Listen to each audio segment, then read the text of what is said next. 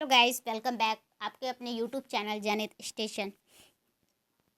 जैसा कि आप सभी को पता चल गया होगा कि एनटीपीसी के एग्ज़ाम शुरू हो गए हैं, शुरू होने वाले हैं 28 तारीख से 28 दिसंबर से मार्च तक होंगे। तो उसी को ध्यान पे रखते हुए आज का वीडियो बनाया है। और आज के वीडियो का टॉपिक है बौद्ध धर्म। आपको एनटीपीसी के एग्ज़ाम में 1 या 2 क्वेश्चन ज़रूर मिल जाएंगे। तो आज का वीडियो देखिए, अच्छा लगे तो लाइक सब्सक्राइब कीजिए। चलिए आगे चलते हैं।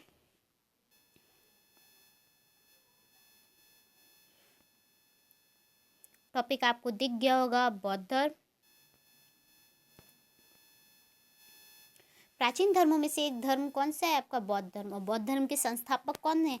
महात्मा गौतम बुद्ध। कौन है? महात्मा गौतम बुद्ध। इनका जन्म कहाँ हुआ है? इनका जन्म हुआ है कपिलवस्तु के लुम्बिनी नामक स्थान पर 563 ईसा पूर्व में। और प्रेजेंट टाइम पे आपका जो कपिलवस्तु है वो कहाँ है? वो है आपका नेपाल पे। कहाँ पर है? नेपाल में। प्रेजेंट टाइम पे जो कपिलवस्तु है जहाँ आप महात्मा बुद्ध का जन्म हुआ है वो कहाँ पर है? नेपाल में। आगे चलते हैं। महात्मा बुद्ध के पिता का क्या नाम है? तो महात्मा बुद्ध के पिता का नाम है शुद्धोधन। क्या है? शुद्धोधन। और जो इनके पिता हैं वो एक राजा थे। वो किस वंश से बिलोंग करते हैं? तो वो बिलोंग करते हैं आपके शाक वंश से। किस वंश से बिलोंग करते हैं? शाक। इस शाक वंश से बिलोंग करते हैं। यानी कि अगर क्वेश्चंस आए कि महात्मा बुद्ध किस वंश से बिलोंग करते हैं तो शाक वंश से बिलोंग करते हैं, क्योंकि जो उनके पापा जिस वंश से बिलोंग करेंगे वही तो उनका वंश होगा। आगे चलते हैं। महात्मा बुद्ध की माता का क्या नाम था? तो माता का नाम था इनकी महामाया। क्या नाम था? महामाया।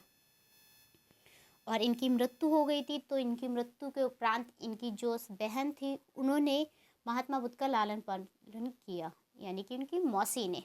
तो मौसी का क्या नाम था? मौसी का नाम था माता गौतमी। आगे चलते हैं। महात्मा गौतमी उनकी मौसी भी थी और दत्तक माँ भी थी। आगे चलते हैं। महात्मा बुद्ध के बचपन का नाम सिद्धार्थ था। महात्मा बुद्ध के बचपन का नाम क्या था? सिद्धार्थ। सिद्धार्थ का वास्तविक अर्थ क्या होता है? रियल मतलब उसका अर्थ, क्योंकि हर एक नाम का एक अर्थ होता है। तो सिद्धार्थ का अर्थ क्या होता है? सिद्धार्थ का अर्थ होता है पूर्ण आकांक्षाओं वाला, मतलब जिसकी आकांक्षाएं पूर्ण हो चुकी हैं। इतना ही लिख पाएगा, आप समझ गए होंगे। और सिद्धार्थ किसी के पिता का नाम था। किसके पिता का नाम था? महावीर स्वामी के पिता का नाम था। चीज़ों को रिलेट करते हुए चलेंगे तो आपको इजी वे में याद भी हो जाएगा। महावीर स्वामी के पिता का नाम था। महावीर स्वामी के पिता का नाम था, जो महात्मा बुद्ध के बचपन का नाम था। आगे चलते हैं। इनका विवाह 16 वर्ष की आयु में हो गया था। और किससे हुआ था? यशोधरा नामक स्त्री से। किससे हुआ था? यशोधरा नामक स्त्री से। और इनके पुत्र का नाम था राहुल। इनके पुत्र का नाम क्या था? राहुल। राहुल और इनके पिता यानी शुद्धोधन, ये दोनों ही आगे चल के महात्मा बुद्ध के अनुयायी हुए।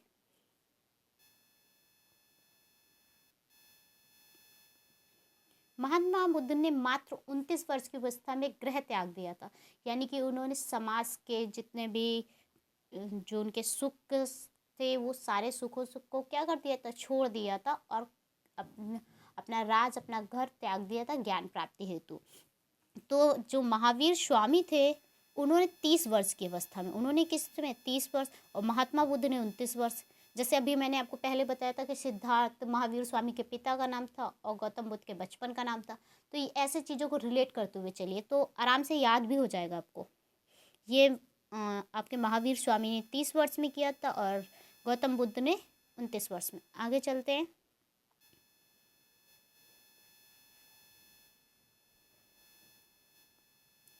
गृह त्याग दिया था रात्रि का पहर, मतलब उन्होंने रात के समय किया था। ठीक है। जो उन्होंने गृह त्यागा तो उसको एक नाम से जाना गया था कि गौतम बुद्ध ने जब गृह त्यागा तो उसे क्या कहा गया? तो उसे कहा गया था महाभिनिष्क्रमण। महाभिनिष्क्रमण। क्या कहा गया था? महाभिनिष्क्रमण।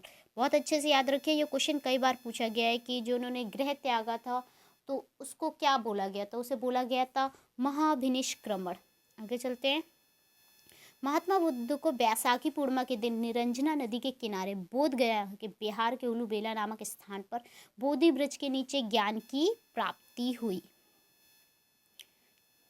तो आप शॉर्ट में ये समझ लीजिए कि जो महात्मा बुद्ध थे जब उन्होंने 29 वर्ष की अवस्था में गृह त्यागा तो वो कहाँ गए?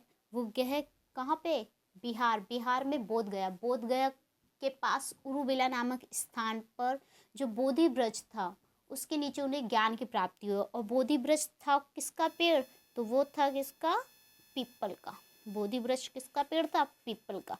आगे चलते हैं। आषाढ़ की पूर्णिमा को बुद्ध ने अपना पहला उपदेश दिया था, यानी कि उन्होंने जब ज्ञान प्राप्त कर लिया, अब उन्होंने पहला उपदेश दिया। तो पहला उपदेश उन्होंने दिया था वाराणसी के मृगदाव में, जो वर्तमान में क्या कहलाता है, सारनाथ। वर्तमान में क्या कहलाता है, सारनाथ।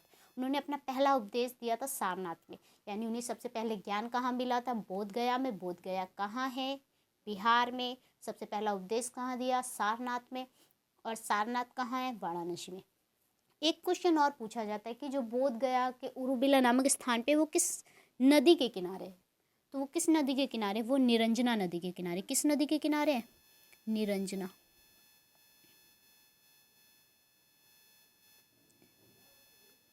निरंजना नदी के किनारे। आगे चलते हैं। प्रथम उपदेश जो उन्होंने सारनाथ में दिया था वो दिया किस चीज़ के ऊपर था, तो दिया था धर्म चक्र प्रवर्तन, जो क्या था, बौद्ध परंपरा में था। जो उनका किस में था, बौद्ध परंपरा। एक क्वेश्चन और भी पूछा जाता है कि बौद्ध धर्म की भाषा कौन सी थी, तो भाषा कौन सी थी, इनकी भाषा थी पाली। भाषा कौन सी थी, पाली।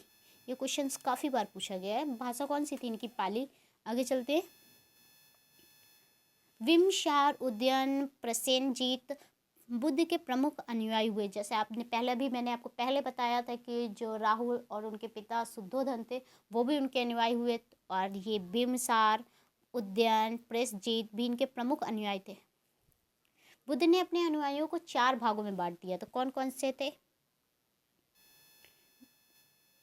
भिक्षु, भिक्षुणी, उपासक, उपासिका, फीमेल, मेल, फीमेल, मेल, ये थे।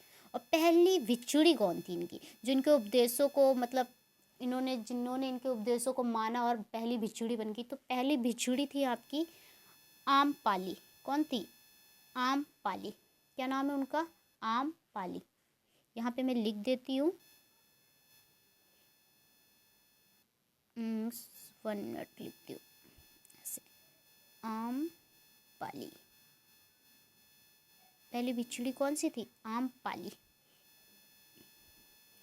चलिए आगे चलते। विमशार उद्यन प्रसेनजीत, ये भी मैंने आपको बता दिया। सारिपुत्र, आनंद, उपाली बुद्ध के प्रमुख शिष्य हुए। और बुद्ध के सबसे प्रिय शिष्य कौन सा था, आनंद। सबसे प्रिय शिष्य कौन था, आनंद। और बुद्ध के सबसे पहले कौन थे, तो सबसे पहले थे तपस्सु और मलिक। कौन थे, तपस्सु और मलिक। कौन थे, तपस्सु और मलिक। ठीक है, आगे चलते हैं। अष्टांग मार्ग महात्मा बुद्ध की प्रमुख शिक्षाओं में से एक थे। महात्मा बुद्ध ने बोला था कि अगर आपको निर्वाण की प्राप्ति करनी है, यानी मोक्ष की प्राप्ति करनी है, तो आपको अष्टांग यानी कि जो उन्होंने 8 मार्ग बताए उन मार्गों पे चलना होगा। तो कौन कौन से थे वो 8 मार्ग, चल पढ़ते हैं। सम्यक दृष्टि, सम्यक दृष्टि, सत्य और असत्य की समझ करना, वास्तविकता की समझ की शक्ति। इतना डिटेल में नहीं आएगा, सिर्फ आपको नाम याद होना चाहिए, तो मैं सिर्फ नाम बता दे रही हूँ। डिटेल में आप PDF में आपको मिल जाएगी, टेलीग्राम में, आप पढ़ लीजिएगा। ओके। दूसरा है सम्यक संकल्प। तीसरा है आपका सम्यक वाक। चौथा है आपका सम्यक क्रमांत।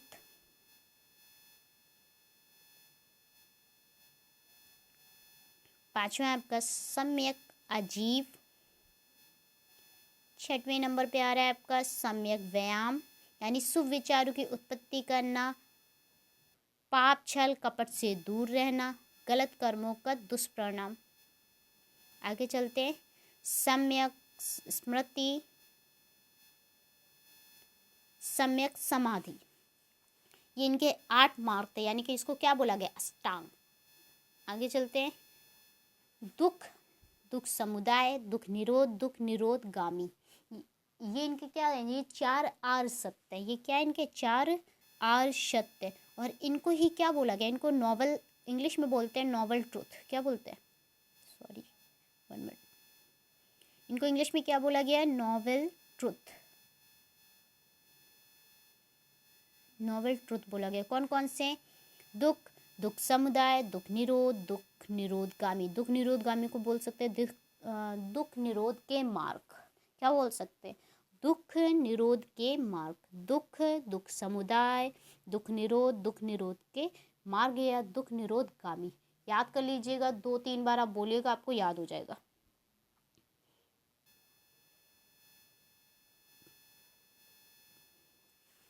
महात्मा बुद्ध के 3 प्रमुख अंग थे। कौन कौन से अंग थे? बौद्ध, संघ, धम्म। इनको 3 रत्न भी बोला गया। इनके 3 पिटक भी थे, आपने सुना होगा, 3 पिटक के नाम से जाना जाता है। आगे मैं पढ़ाऊंगी भी। 3 थे, एक बौद्ध है, दूसरा संघ है, तीसरा क्या है? धम्म। आगे चलते हैं। बुद्ध द्वारा लिखे गए उपदेशों को बौद्ध धर्म में क्या बोला गया? धम्म। अभी जो आपका आया था, धम्म। दूसरा, बौद्ध भिक्षु और बौद्ध भिक्षुणियों के संगठन को संघ बोला गया। 3 रत्न थे इनके। कौन कौन से थे? बौद्ध, यानी कि बौद्ध द्वारा लिखी गई, महात्मा बुद्ध द्वारा लिखी गई जो धम्म था उसको क्या बोला गया? बौद्ध। संघ,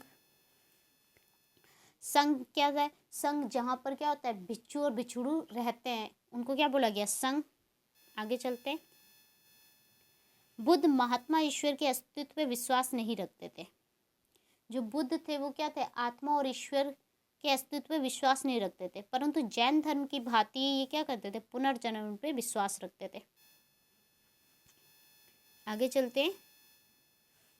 बौद्ध धर्म में 3 संप्रदाय थे। कौन कौन से थे? हीन संप्रदाय, महायान और ब्रजयान। ऐसे अगर महावीर बोलें कि जैन धर्म में कौन कौन से संप्रदाय थे, क्योंकि अभी आपने ऊपर पढ़ा कि जैन धर्म के भांति ये लोग भी क्या करते थे? पुनर्जन्म पे यकीन रखते थे। ओके, पुनर्जन्म और ये जो क्या था, हाँ, बौद्ध धर्म के पुनर्जन्म पे विश्वास रखते थे। तो ऐसे ही चीज़ों को रिलेट करते हुए चलेगा तो आपने भी पढ़ा, जो बौद्ध धर्म में इसमें 3 संप्रदाय थे, जबकि जो जैन धर्म थे उनमें 2 संप्रदाय थे, एक श्वेतांबर और दूसरा दिगंबर। क्लियर? श्वेतांबर जो थे वो क्या करते थे? श्वेत वस्त्र धारण करते थे, यानी सफ़ेद कपड़े धारण करते थे, और दिगंबर नग्न रहते थे। ऐसे ही जो बौद्ध धर्म के 3 संप्रदाय थे, हीनयान, महायान, ब्रजयान। हीनयान का अर्थ होता था निम्न मार्ग, यानी छोटा मार्ग। हीनयान संप्रदाय के अनुयायियों का मुख्य लक्ष्य होता था बुद्धत्व न होकर अद्रहत्व होना। आगे चलते हैं। कुषाण काल में बौद्ध धर्म के 2 संप्रदाय थे, हीनयान, अभी मैंने आपको पहले ऊपर बता दिया था, हीनयान संप्रदाय 3 हुआ करते थे, लेकिन जब कुषाण काल था तो कुषाण काल में 2 ही हुआ करते थे, एक हीनयान और दूसरा महायान। हीनयान का मतलब आपको बता दिया था क्या होता है? निम्न मार्ग। और महायान, जबकि महायान के संप्रदाय के लोग होते थे संस्कृत भाषा का प्रयोग करते थे, और जबकि हीनयान के लोगों का जो जिस भाषा का उपयोग करते थे वो पाली। और मैंने आपको पहले भी बताया था कि बौद्ध धर्म में जो सबसे ज़्यादा फेमस, यानी जो सबसे पॉपुलर भाषा थी वो कौन सी थी? पाली। आगे चलते। आपको अभी पता 3 संप्रदाय कौन कौन से? हीनयान, महायान और ब्रजयान। जबकि कुषाण वंश में केवल 2 संप्रदाय थे। कौन कौन से? हीनयान और महायान। हीनयान का मतलब होता था निम्न मार्ग, और हीनयान के जो लोग होते थे वो पाली भाषा का यूज़ करते थे, और जबकि महायान के लोग होते थे वो किस भाषा का यूज़ करते थे? वो संस्कृत भाषा का यूज़ करते थे। आगे चलते। महात्मा बुद्ध की मृत्यु को बौद्ध ग्रंथों में महापरिनिर्वाण कहा गया। क्या बोला गया? महापरिनिर्वाण। क्या बोला गया? महापरिनिर्वाण। जो उनकी मृत्यु थी उनके बौद्ध ग्रंथों में क्या बोला गया? महापरिनिर्वाण। आगे चलते हैं। उनकी मृत्यु कब हुई? उनकी मृत्यु हुई थी 483 यानी 483 ईसा पूर्व में। और कहाँ हुई थी? तो हुई ये कहाँ पर? कुशीनगर। कुशीनगर कहाँ है? यूपी में। और अभी हाल ही में कुशीनगर में क्या बना है? आपके करंट से रिलेटेड भी क्वेश्चन ये पूछा जा सकता है। तो कुशीनगर में भी हाल ही में 29 नवंबर का इंटरनेशनल एयरपोर्ट बना है। कौन सा इंटरनेशनल एयरपोर्ट बना है? किस नंबर का? 29 नवंबर का। और यूपी का किस नंबर का? यूपी का 4 नवंबर का है। और ये कहाँ से, किस कंट्री से आ रही है? तो ये श्रीलंका से। कहाँ से आ रही है? श्रीलंका से। तो ये करंट का क्वेश्चंस भी हो गया, क्योंकि जो भी बौद्ध धर्म से रिलेटेड लोग हैं, जो बौद्ध धर्म को मानते हैं, उनके लिए कुशीनगर बहुत, क्या बोलें, जैसे बोलते हैं कि बहुत अच्छा, हम लोगों के लिए जैसे अयोध्या बहुत क्या है? ऐसे उन लोगों के लिए कुशीनगर बहुत इम्पोर्टेंट है। आगे चलते हैं।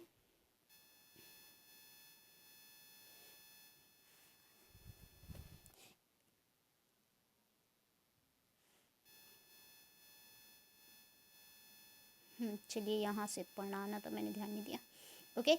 हाँ, उनके क्या अवशेषों को 8 भागों में बांटकर 8 स्तूपों का निर्माण कराया गया था। 8 स्तूप कौन कौन से थे? मगध, वैशाली, कपिलवस्तु, अलकप, रामागम, बैठदीप, पावा, कुशीनगर। उनके जो बॉडी थे उनको 8 स्तूपों में बांधा गया था। कौन कौन से 8 स्तूप थे? मगध, वैशाली, कपिलवस्तु, अलकंप, रामागम, बैठदीप, पावा, कुशीनगर। आगे चलते हैं।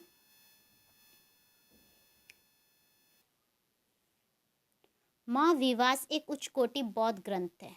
अगर कोई पूछे कि बौद्ध धर्म का सबसे उच्च कोटि ग्रंथ कौन सा है, तो कौन सा है?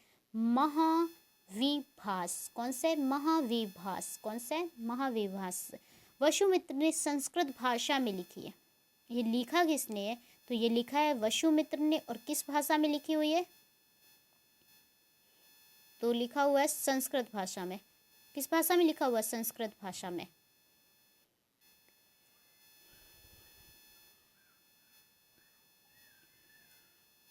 ये महाविवास किसने लिखा है? वसुमित्र ने। किस भाषा में? संस्कृत भाषा में। का अर्थ क्या होता है? सार संग्रह। यानी कि आपको बौद्ध धर्म के बारे में जो भी जानकारी है आपको कहाँ मिलेगी? महाविभास में। कहाँ मिलेगी? महाविभास में। ललित विस्तार महायान संप्रदाय का ग्रंथ है। ललित विस्तार किसका ग्रंथ है? महायान। जैसे आपको पहले पढ़ाया था, कौन कौन से इनके 3 संप्रदाय थे? हीनयान, महायान और ब्रजयान। तो महायान संप्रदाय का कौन ग्रंथ था? ललित विस्तार, जिसमें महात्मा बुद्ध के जीवन का उल्लेख है। आगे चलते हैं।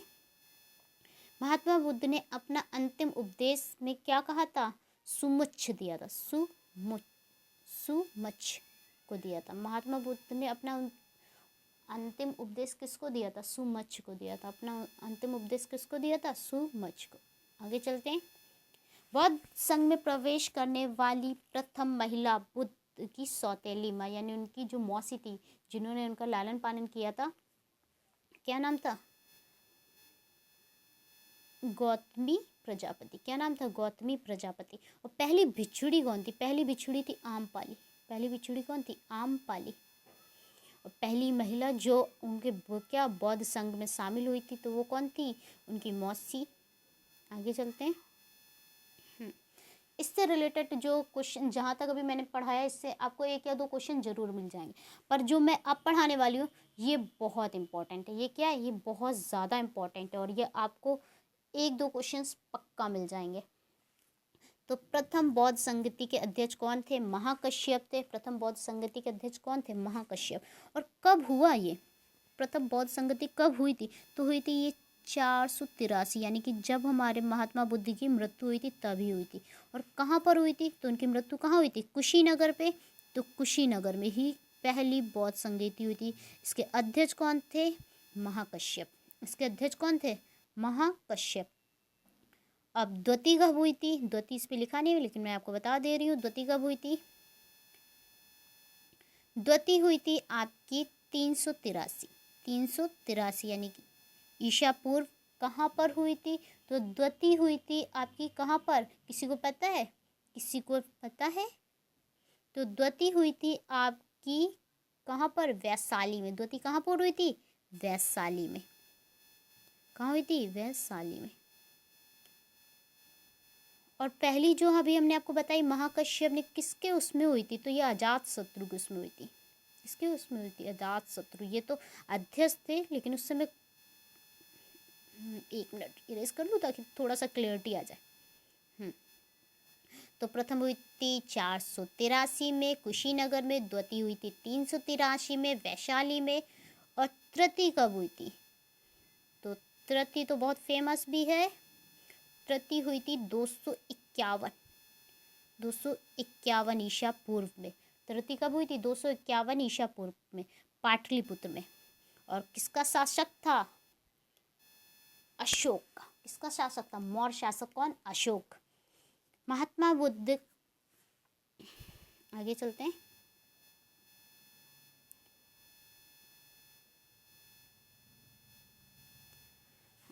बुद्ध के निर्वाण में 200 वर्षों बाद मौर्य शासक अशोक ने धर्म महापात्रों के द्वारा बौद्ध धर्म के मध्य एशिया में पश्चिमी एशिया श्रीलंका तक फैलाया था। इससे एक विश्वव्यापी धर्म भी बोला जाता है। आप सभी को पता होगा जो अशोक थे उन्होंने क्या किया था, जब बौद्ध धर्म को अपना लिया था तो उन्होंने सिर्फ इसका प्रचार प्रसार बहुत अच्छे से किया था। प्रचार प्रसार अपने बेटे और पुत्री को जगह जगह भेजा था।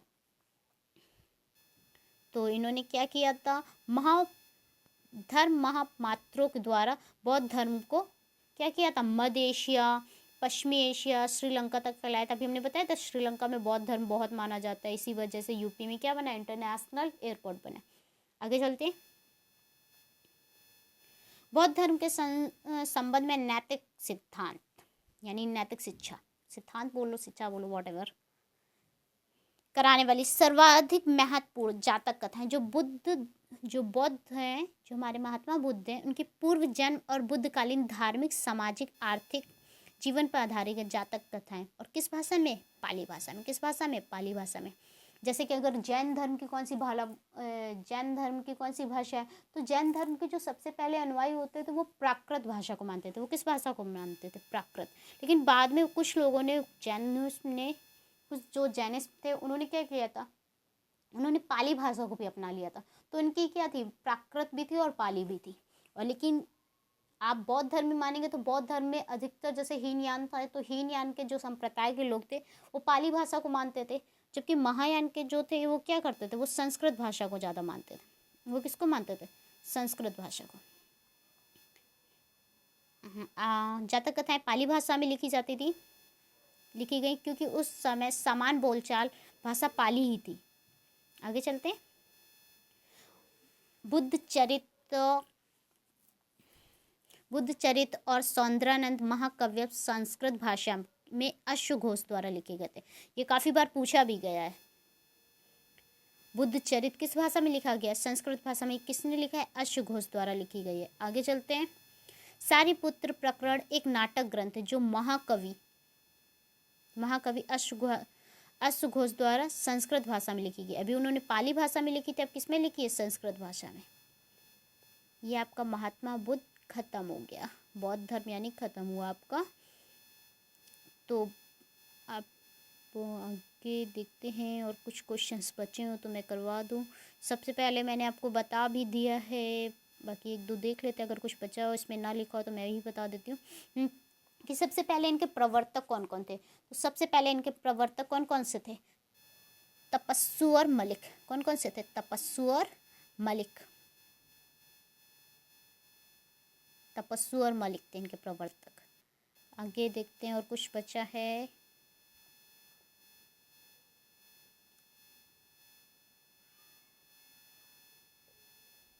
अच्छा ये बता चुकी हूँ मैं, तपस्सु और मलिक।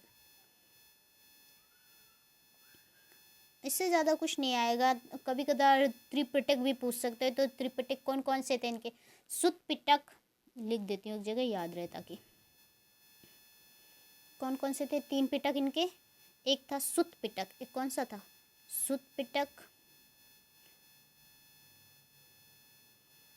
दूसरा कौन सा था, अधिधम। दूसरा कौन था, अधिधम। ये अधि हो गया, इधर धम लिख देते हैं, अधिधम। और तीसरा कौन सा था, विनय पिटक। तीसरा कौन सा था, विनय पिटक, जिसे त्रिपिटक भी कहा गया। ठीक है, तो ये भी पूछा जा सकता है। चलिए, आई थिंक मैंने बौद्ध धर्म से जितने भी रिलेटेड क्वेश्चन आ रहे थे वो मैंने सारे बता दिए हैं। तो अगर आपको वीडियो पसंद आया तो लाइक और सब्सक्राइब कीजिएगा और शेयर कीजिएगा अपने फ्रेंडों के साथ। वीडियो देखने के लिए बहुत बहुत धन्यवाद।